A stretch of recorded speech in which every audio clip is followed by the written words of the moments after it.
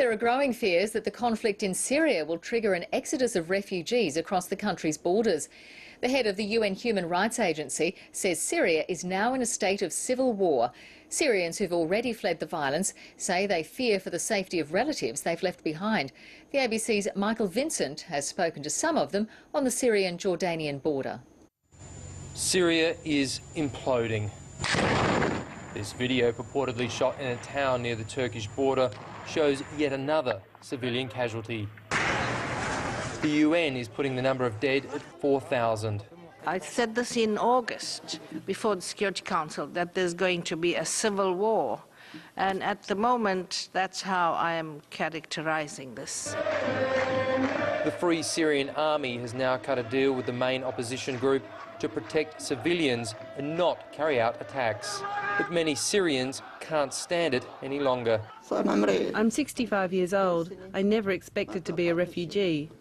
This grandmother and her family fear for their safety, so we've agreed to hide their identities.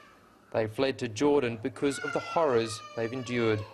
A man wanted to buy bread. They told him no, shut your mouth and go. He didn't go, and so they shot this 63-year-old man. I saw this with my own eyes. Now in a Jordanian safe house, in Syria they say they had no running water, no electricity, and they used a wood fire for cooking. Noor says the fighting near her home in Homs was constant. She fears for her family who remain. Their situation is very precarious. The tanks are constantly on the streets, hitting people if anyone goes out. Her son is glad his wife and children have escaped. The Syrian people received Iraqis, Lebanese, Palestinians. I never expected the Syrian people to be refugees under the Assad regime.